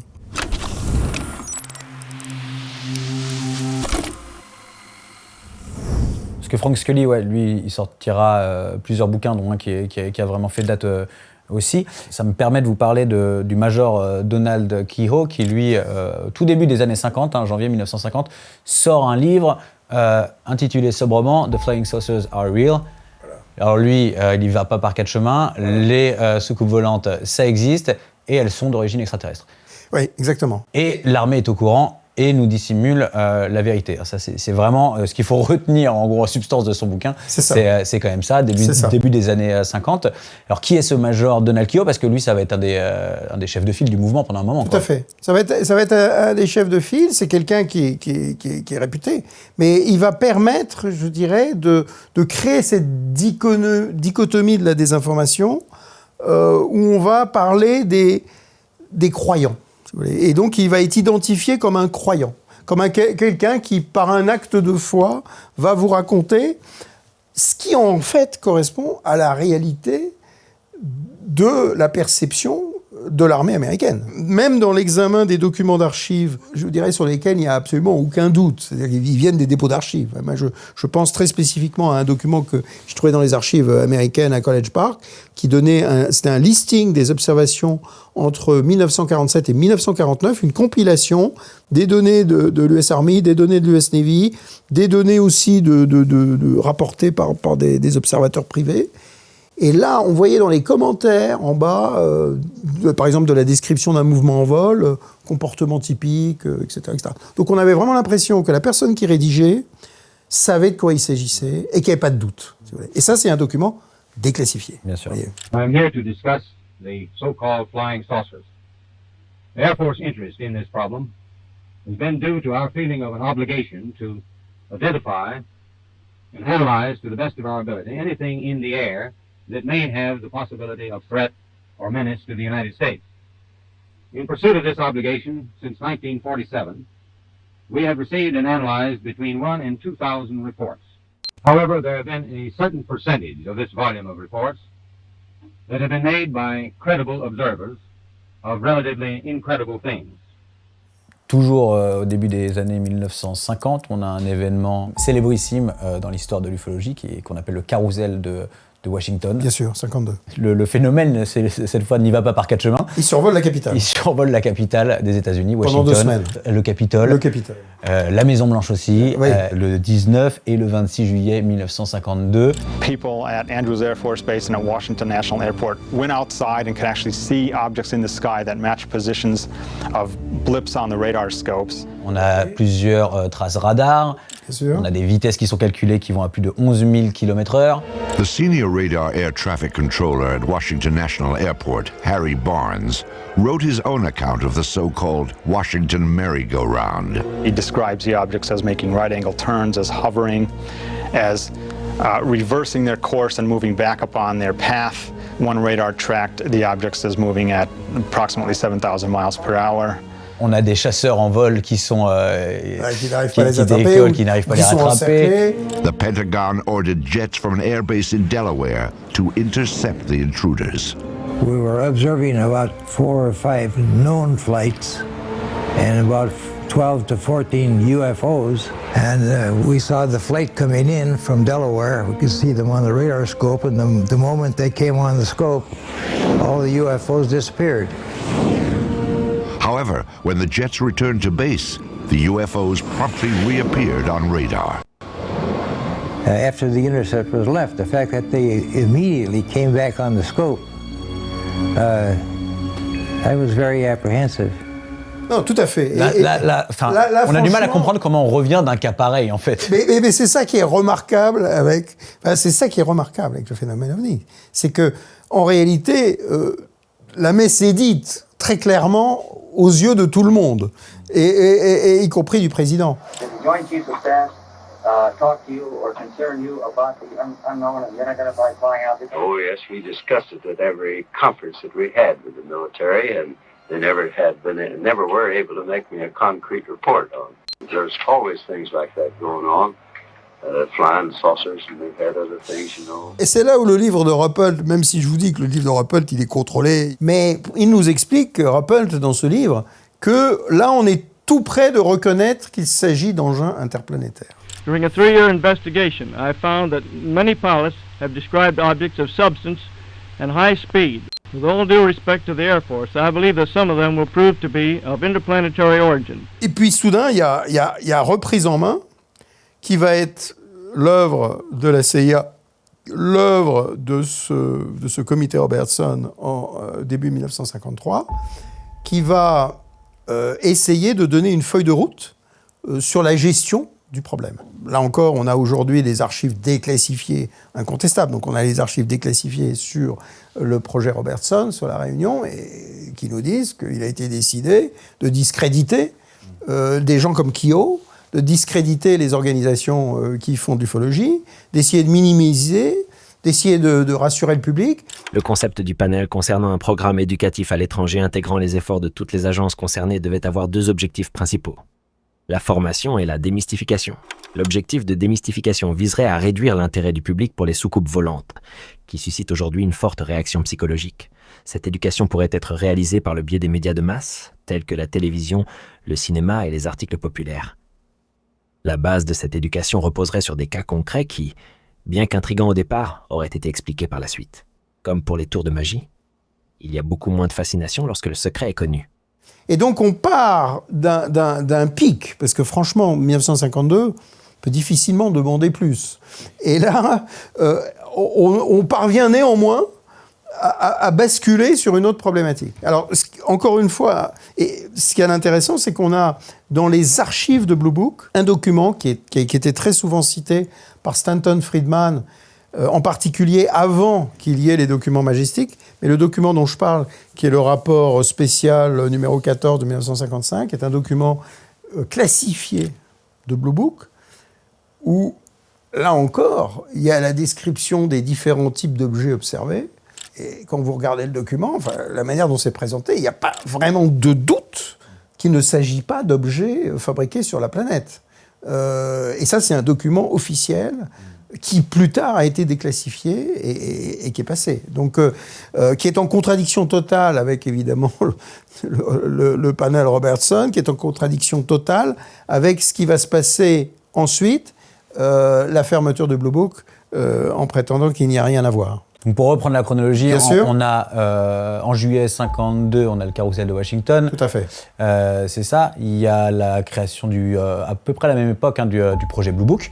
C'est 52 aussi. Alors je me demande si c'est pas juste avant, peut-être en mars 1952. Oui, c'est avant. Juste avant. Et ensuite en 53, on a ce panel scientifique qui est commandé par la CIA et à qui on demande ce que vous avez dit, de décrédibiliser le sujet. À des fins, à quelle fin finalement? Pour rassurer la population ou parce que on ne souhaite pas parler de ce sujet? On pense à l'époque que la population ne va pas être capable de gérer. On a très peur d'un effondrement social, mais ce qui est intéressant aussi, c'est qu'il y a dès cette époque l'implication des médias, l'implication de Walt Disney, l'implication d'Hollywood. Vous allez avoir des films qui vont sortir, qui vont parler de l'arrivée d'extraterrestres. Vous allez avoir des séries télévisées qui vont en fait être le début d'une éducation de la population pour que la population accepte, entre guillemets, cette idée sur le plan de la fiction. Ça range le phénomène du côté de la fiction. Donc c'est information, désinformation, encore une fois. C'est-à-dire que c'est information, parce qu'en fait, on s'aperçoit qu'il va y avoir, et on s'en aperçoit de plus en plus, qu'il y a beaucoup d'éléments de la réalité qui sont mis dans les fictions. Et inversement, c'est le meilleur moyen de démentir des faits qu'on présenterait, puisque aussitôt, on dirait « mais non, vous me racontez la fiction ». On parle beaucoup des USA, là, mais si on prend que les années 50, dans le reste du monde, il se passe aussi bien sûr beaucoup de choses. Alors, pour certaines parties du monde, on le sait aujourd'hui. C'est-à-dire que, par exemple, évidemment, on est dans la guerre froide, on est coupé des Russes, on est coupé des Chinois, et donc on ne sait pas ce qui se passe chez eux. C'est pour ça que ceux qui ont décrédibilisé le sujet ont bien sûr dit « mais regardez, c'est un phénomène américain ». Alors on s'aperçoit déjà que non, c'est pas un phénomène américain. C'est un phénomène qui se passe en France. Vous avez l'année 54, qui est une grande année d'observation, y compris très spectaculaire en France. Avec la création de la CEMOC, d'ailleurs, la section d'études des mystérieux objets célestes, cosmiques, oui, qui est en 54 aussi. Donc nous aussi, on a notre programme à cette époque d'études, et qui est rattaché à l'armée également. Exactement. En Italie, en 54, on a aussi l'observation au-dessus du stade de Florence. Donc là, c'est des milliers de personnes, milliers de supporters qui observent un cigare qui vole au-dessus du stade. Bon. All'inizio del secondo tempo, l'intero stadio, improvvisamente, comincia a mormorare, a tal punto che l'arbitro è costretto a interrompere la partita. Stava giocando, si vede tutta la gente della maratona guarda in alto, su. Poi la gente comincia da l'UFO, e così. I dischi volanti era il tempo anche che giravano. Sembravano come se avessero un cerchio, una cosa così luminosa, con questa sfera intorno che formava come un cerchio. On a des observations à l'occasion d'un grand exercice militaire qui est les grandes manœuvres Main Base 52-53, et vous avez les journalistes qui sont invités, et vous avez une sphère lumineuse qui passe au-dessus du porte-avions où se trouvent les journalistes. Vous avez un photographe de Keystone qui va prendre la sphère lumineuse. Alors bon, évidemment, une sphère lumineuse dans un ciel, c'est pas très spectaculaire, mais c'est rapporté. Et vous avez un avion de la RAF qui se trouve poursuivi par une boule lumineuse. Vous avez un avion danois qui, lui, rencontre un triangle. Vous avez un destroyer danois qui est survolé aussi par un triangle. Tout ça pendant l'exercice. Et ça sort dans la presse. C'est-à-dire qu'on dit, mais les ovnis s'invitent aux premières grandes manœuvres de l'OTAN. Vous voyez, Suite à un incident inhabituel observé par des officiers et des membres de l'équipage aérien de la Royal Air Force à Topcliffe. L'objet était de couleur argentée et de forme circulaire, et l'objet a commencé une rotation sur son propre axe. Soudain, il a accéléré à une vitesse incroyable. Les observateurs ont déclaré que ces mouvements ne correspondaient à rien de connu dans le ciel, et que son accélération dépassait celle d'une étoile filante. En 1956, on a la sortie du livre de Ruppelt, dont on parlait Exactement, tout à l'heure. ouais. On n'a pas dit qui était Ruppelt, mais Ruppelt, c'est un lieutenant de l'US Air Force qui est devenu l'enquêteur officiel du projet Blue Book. Et ce qu'il y a de remarquable dans son livre et dans son texte, c'est qu'il donne l'impression d'être un honnête investigateur. C'est-à-dire qu'on a l'impression qu'il n'a pas de parti pris. On a l'impression qu'il n'est pas justement un croyant. Donc on reproche à Keogh d'être un croyant. Notamment parce que Keogh, en plus, lui, avait une carrière sur le côté, je ne sais pas si c'est une carrière, mais en tout cas, un hobby en tant qu'écrivain, auteur de romans de science-fiction, enfin même fantastique, pas nécessairement science-fiction. Et du coup, on va lui reprocher ça, de croire qu'il était parti déjà avec une envie que tout ça existe. Exactement. Des gens comme Ruppelt, a priori, pas du tout. Pas du tout. Des gens comme Hillen Cotter, qui est le premier directeur de la CIA, et ça me permet de parler justement en 1956, la création du NICAP. Voilà. Roscoe Henry Hillen Cotter, donc premier directeur de la CIA et contre-amiral. Lui, pareil, c'est pas, sur le papier, c'est pas du tout un croyant, c'est pas quelqu'un qui est prédisposé à croire à tout ça. Alors c'est ça qui est très intéressant. C'est le cas de Hillen Cotter, parce que il va être un des membres fondateurs de NICAP. C'est une association, je dirais, de citoyens, entre guillemets, pour essayer de recueillir à l'échelle nationale l'information et d'aller justement contre le gouvernement qui semble décrédibiliser l'affaire. Et le rôle d'Helen Cotter, il est assez, encore une fois, ambigu, parce qu'on découvre a posteriori, grâce au document Majestic, que Helen Cotter a été membre, très logiquement, du fameux groupe d'études Majestic 12. Vous parlez de la position publique de Roscoe Henry Hillen Cotter. Ça me fait penser à un article qui est paru en 1960, février 1960, dans le New York Times, Exactement. qui cite directement Hillen Cotter, et où il est tout à fait transparent et où il donne son avis, exactement ce que vous racontiez par rapport au phénomène. Oui, exactement. C'est ce qu'il a dit dans son article dans l'article du New York Times de 1960. Il est temps que la vérité soit révélée lors d'audiences publiques au Congrès. L'amiral Hillen Cotter a déclaré qu'en coulisses, des officiers haut gradés de l'armée de l'air sont sérieusement préoccupés par les ovnis. Mais à travers le secret officiel et le ridicule, de nombreux citoyens sont amenés à croire que les objets volants non identifiés sont absurdes.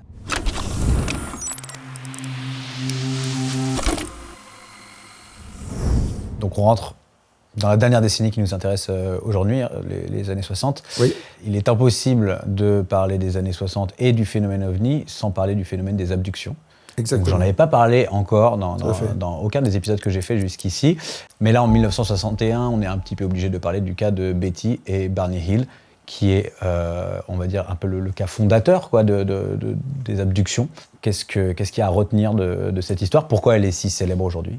Alors, ce qu'il y a de remarquable, c'est qu'effectivement, on a un couple. Ce sont des gens qui sont militants, qui sont contre le racisme, parce que en fait, c'est un couple mixte. Donc, c'est un couple assez rare à l'époque aux États-Unis. Ils sont très engagés politiquement, et donc, ce sont des gens qui n'ont pas du tout intérêt à attirer l'attention par une histoire loufoque qui les décrédibiliserait dans la cause qu'ils poursuivent. Donc ils vont raconter qu'ils étaient sur la route, il me semble que c'était dans le New Hampshire, ils rentraient chez eux, dans mon souvenir, ils habitaient du côté de Boston, et ils vont observer un objet lumineux au-dessus de la route, etc. Et Ils vont s'arrêter et puis, dans un premier temps, ils n'ont pas beaucoup d'autres choses à dire, si ce n'est que quand ils sont rentrés chez eux, ils se sont aperçus qu'il y avait un trou de temps. C'est-à-dire qu'ils avaient peut-être 2 heures, ils sont rentrés 2 heures trop tard par rapport à l'horaire normal. Ce qu'on appelle le missing time. Le missing time, exactement. Voilà. Il y a un temps qui manque.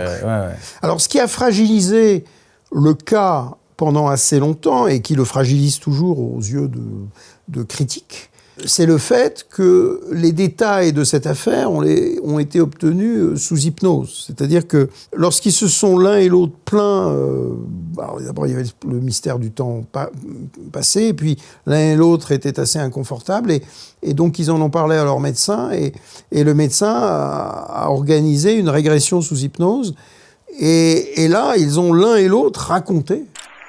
I don't even know how we got here.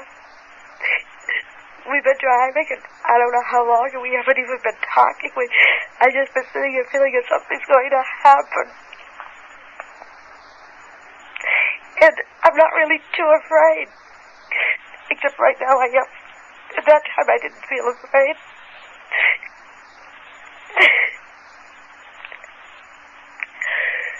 Why are you crying if you're not afraid?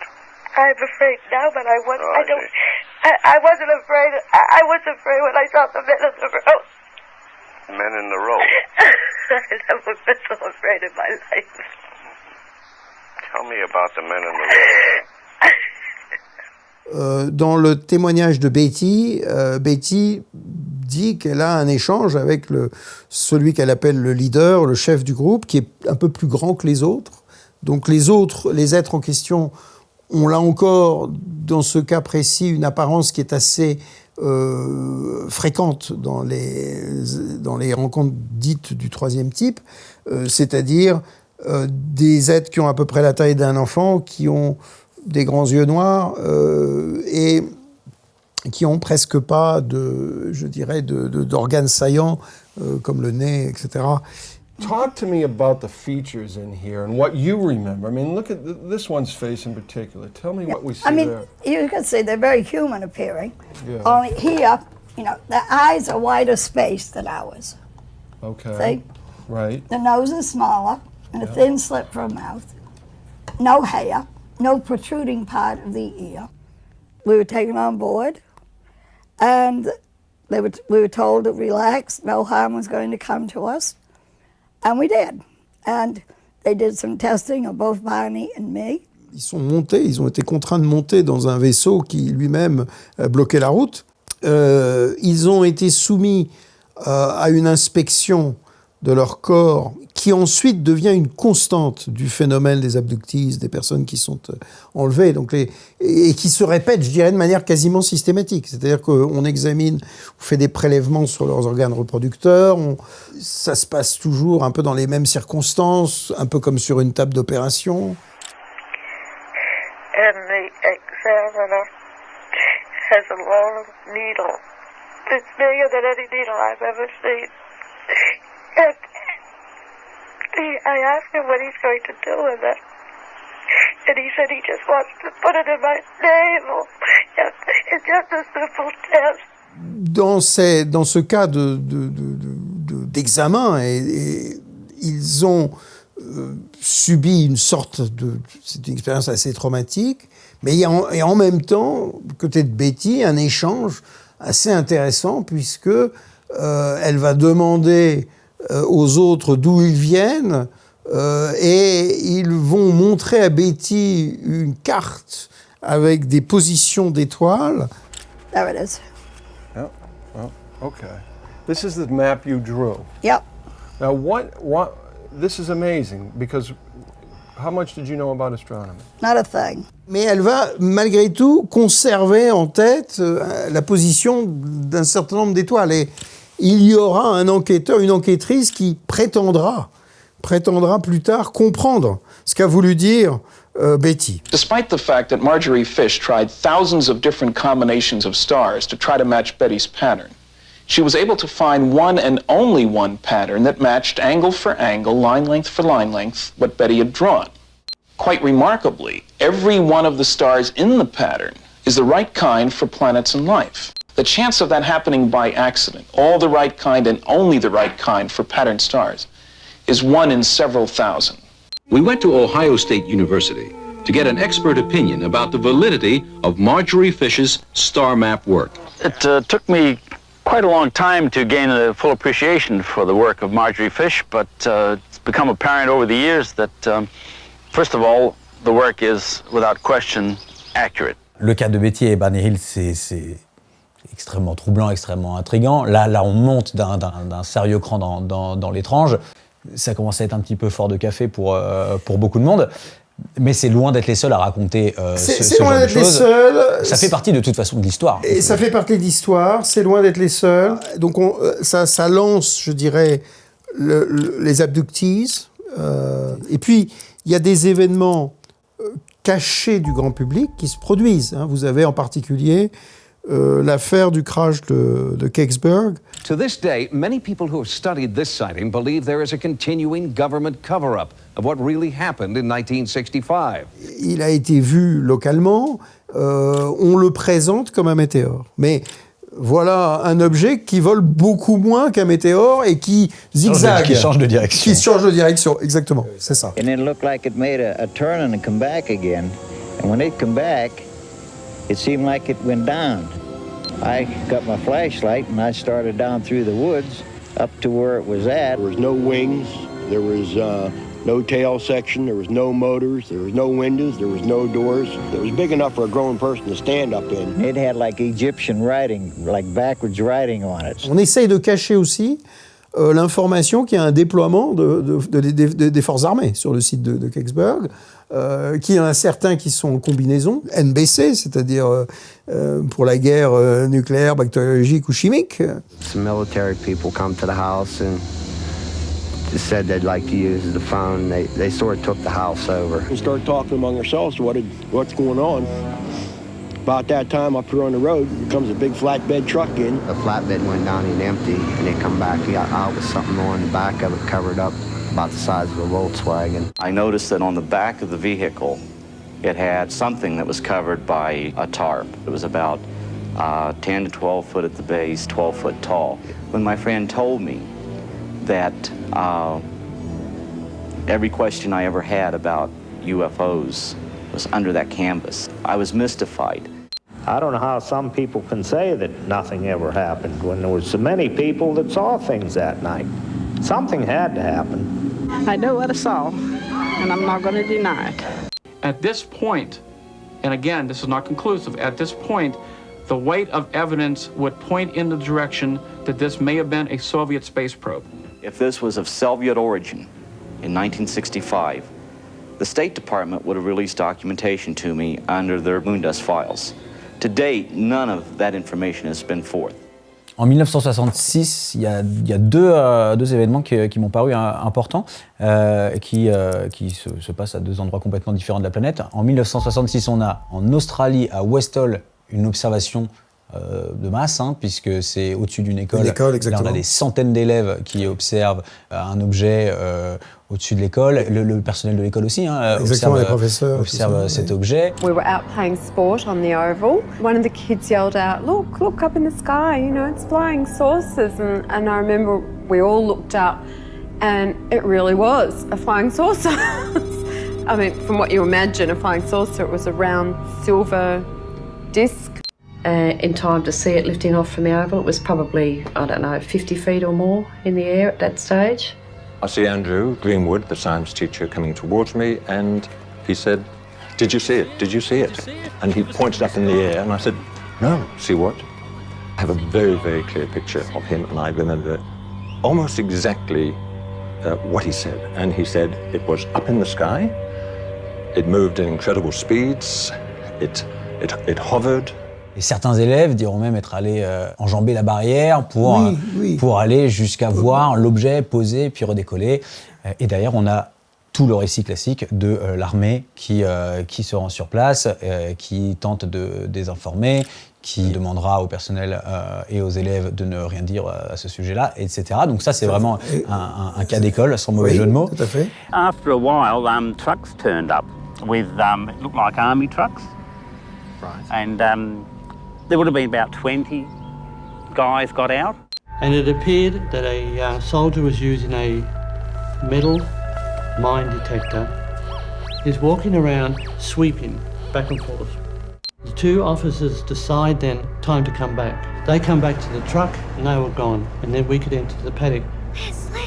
We had no idea what we'd all walked into. We didn't know what those army men were doing, and all I can say, it was just, what is this? To have the army there and all the rest of it, it was something important. They certainly were not Australian, because Australians were not using camouflage uniforms in those days, in the mid-60s. Nor would they have been British.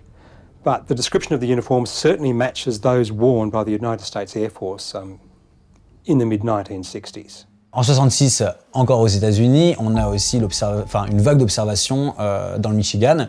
Et pourquoi elle est importante celle-ci? Parce que ça poussera le président Ford, qui est issu de l'État du Michigan, donc il prend aussi assez à cœur.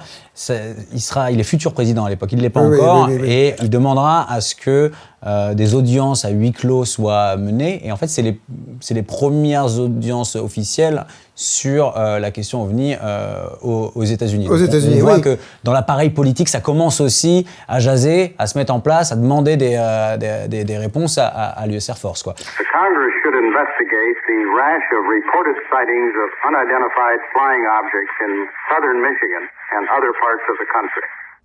If you really believe in flying saucers, you've called for a congressional investigation. Dave, we've had several incidents in Michigan in the last week. Incidents that many reliable, good citizens felt were sufficient to justify some action by our government, and not the kind of flippant answer that was given by the Air Force, where they passed it off as a swamp gas. Mais ce qu'il y a de très intéressant, c'est qu'on a un manuel de l'US Air Force qui est rédigé en 1968, qui est pour les cadets de l'US Air Force. Donc, a priori, on ne va pas dire n'importe quoi aux cadets de l'US Air Force, c'est un manuel d'instruction. Il a un chapitre consacré aux ovnis, qui est assez ouvert. Mais dans ce chapitre, on rapporte donc un petit peu ce que dit Twining. C'est que les objets sont bien réels, qu'il y a bien des objets réels. Et le manuel dit, écoutez, il faut se préparer mentalement à la possibilité désagréable, dit le manuel, que nous ayons des visiteurs. Et le manuel dit, nous avons à ce stade des éléments qui nous permettent de penser qu'il y a au moins 3 espèces différentes. Voyez, donc le manuel rentre dans les espèces. Un manuel officiel de manuel l'US Air Force. Officiel de l'US Air Force. C'est les sciences de l'espace. Voilà, le thème du manuel, c'est les sciences de l'espace. Et il y a un chapitre consacré aux ovnis. Et on est avant le gong qui va dire il n'y a rien à voir, circuler, ça n'intéresse pas l'US Air Force. Hein, puisque c'est un texte de 1968. Justement, 1969, c'est la fin du projet Blue Book. Oui. On clôt le projet Blue Book, on conclut avec un rapport, donc le rapport Condon, que soit tout ça est faux, ce sont des mauvaises interprétations, en tout cas ça ne présente pas de risque pour la sécurité nationale. Alors comment est reçu ce rapport? Il est largement controversé aujourd'hui, pour quelles raisons? Et est-ce que lorsqu'on clôt le dossier Blue Book, le phénomène disparaît? Donc le rapport est, je dirais, tout à fait sérieux. Il comprend des observations parfaitement dérangeantes, c'est-à-dire qui sont en totale contradiction avec les conclusions. C'est-à-dire que si vous arrivez, vous prenez le rapport et que vous lisez la conclusion, vous dites, bon, finalement, il ne présente aucun intérêt pour la défense, il n'y a pas de danger pour les États-Unis, on n'a rien trouvé qui présentait des technologies qui n'étaient pas explicables ou qui pourraient indiquer peut-être une présence venue d'ailleurs. Donc tout ça, ça c'est les conclusions. On a aujourd'hui une preuve de l'aspect biaisé de cette étude, du rapport Condon, avec un mémorandum qui s'appelle le Robert Lowe Memo, c'est ça, hein, dans lequel on voit très clairement que les scientifiques décident de partir avec une préconception déjà, en fait, comme si la conclusion était déjà écrite avant même de conclure le rapport, quoi. Exactement. Et ça, c'est un document qui est officiel et qui ne joue pas en la faveur de l'envie de dire la vérité, tout simplement. Notre étude serait menée presque exclusivement par des non-croyants qui, bien qu'ils ne puissent pas prouver un résultat négatif, pourraient et probablement ajouteraient un ensemble impressionnant de preuves qu'il n'y a aucune réalité aux observations. L'astuce serait, je pense, de décrire le projet de manière à ce qu'il paraisse totalement objectif pour le public, mais pour la communauté scientifique, il donnerait l'image d'un groupe de non-croyants essayant d'être objectifs, mais ayant presque aucune attente de découvrir une soucoupe. Une manière de faire cela serait de mettre l'accent non pas sur les phénomènes physiques, mais plutôt sur les personnes qui font les observations. La psychologie et la sociologie des personnes et groupes qui déclarent voir des ovnis. Si l'accent était mis ici, plutôt que sur l'examen de la question ancienne de la réalité physique des soucoupes, je pense que la communauté scientifique saisirait rapidement le message. Donc toujours est-il que 1969, c'est la fin du projet Blue Book. Pour autant, ça ne signifie pas que le phénomène disparaît, bien au contraire.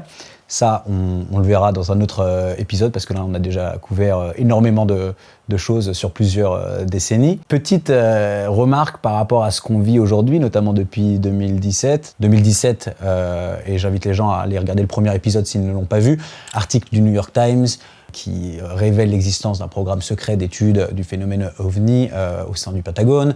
On a des vidéos qui sortent, on a des témoignages des pilotes de chasse. On a tout ça qui s'installe et qui demande la création finalement de groupes d'études, UAP Task Force dans un premier temps, puis AARO. Et en fait, en disant ça, on a quand même un petit peu l'impression que c'est exactement ce qu'on vient de se raconter ensemble par rapport à l'évolution du phénomène. On observe des choses, le grand public demande des réponses, on crée un projet qui va étudier le phénomène. Est-ce que l'histoire n'est pas un petit peu en train de se répéter ? Voilà, alors on aime à dire que l'histoire ne se répète pas, mais qu'elle rime. Mais là, on a vraiment l'impression d'une répétition. Une répétition parce qu'on a l'impression d'avoir touché au but, que de l'admission, en fait, l'admission de cette présence. On utilise le terme non humain pour ne pas rentrer ensuite dans toutes les subtilités, mais en même temps, on a eu Sean Kirkpatrick en charge du sujet qui dit mais non, il n'y a absolument aucune preuve ou aucun élément qui permette de penser, alors que c'est vraiment tout le contraire. Et on a aussi la NASA qui s'empresse de venir confirmer ce que dit Sean Kirkpatrick. Donc on a exactement le même scénario qui s'est produit à la fin des années 60, et on s'aperçoit que ce soi-disant arrêt de l'intérêt militaire est parfaitement faux par plein d'éléments, mais j'en citerai juste un, c'est la fameuse affaire des chasseurs iraniens au-dessus de Téhéran qui ont tenté d'intercepter. En 1976, on en a parlé dans l'épisode 2 avec Luc Dini, si les gens ne l'ont pas vu. Ah alors très bien, et donc il y a un message qui a été déclassifié. Alors je trouve ça extraordinaire qu'il ait été déclassifié, parce qu'il vient démentir que les forces armées ne s'y intéressent pas, et on voit la liste de diffusion. On s'aperçoit qu'il y a 50 destinataires du message en question qui racontent cette interception. Et en fait, c'est le message de l'attaché militaire à Téhéran et qui rapporte. Donc, on comprend bien que Blue Book était un projet de relations publiques, c'était un projet de communication, et que dans le domaine du renseignement, évidemment, les forces armées n'arrêtent pas.